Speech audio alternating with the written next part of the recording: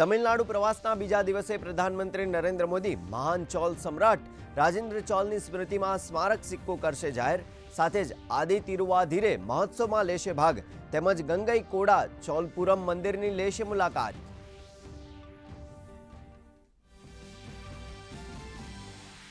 આજે પ્રધાનમંત્રી નરેન્દ્ર મોદી સવારે 11 વાગે મન કી બાત કાર્યક્રમ થકી દેશ વિદેશના લોકો સાથે પોતાના વિચારો કરશે રજૂ.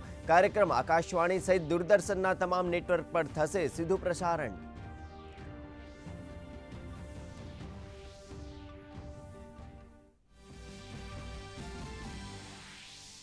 થાઈલેન્ડ કંબોડિયા યુદ્ધ વિરામ પર ચર્ચા કરવા સહમત થયેલા ભારતે પોતાના નાગરિકો માટે પરામર્શ કર્યું જાહેર. સાથે જ બંને પક્ષોને યુદ્ધ સમાપ્ત કરવાની દિશામાં પગલું ભરવા જતાવી આશા. તો બીજી તરફ ટ્રમ્પે શાંતિ સ્થાપવાનો કર્યો દાવો.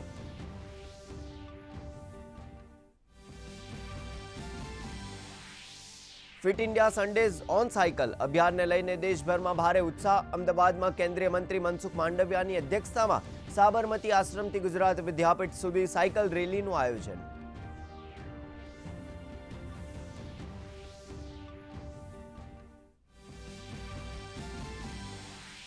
મુખ્યમંત્રી ભૂપેન્દ્ર પટેલે સુરતમાં 435 કરોડ રૂપિયાના વિવિધ વિકાસ કામોનું કર્યું લોકાર્પણ અને ખાતમુહૂર્ત. સુરત મહાનગરપાલિકાના કોર્પોરેટરો સાથે સંવાદ યોજી વિવિધ પ્રશ્નો અંગે કરી ચર્ચા. ખાડીપુરના કાયમી નિરાકરણ માટે વ્યક્ત કરી પ્રતિબદ્ધતા. આરોગ્ય મંત્રી ઋષિકેશ પટેલે મહેસાણા ખાતે રૂપિયા 112 કરોડથી વધુના વિકાસ કાર્યોનું કર્યું લોકાર્પણ. મનપાની ડિજિટલ એપ અને વેબસાઇટ પણ કરી લોન્ચ. એપ દ્વારા નાગરિકો ઘરે બેઠા જ કરી શકશે પ્રોપર્ટી ટેક્સની ચૂકવણી તેમજ ફરિયાદોની પણ કરાવી શકશે નોંધણી.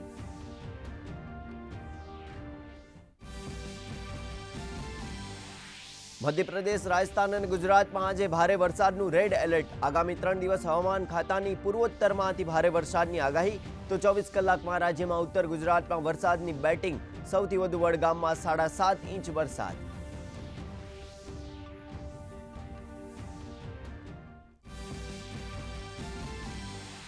માન્ચેસ્ટર ટેસ્ટમાં શુભમન ગિલ અને કેએલ રાહુલ રમી શાનદાર સદીની પારી.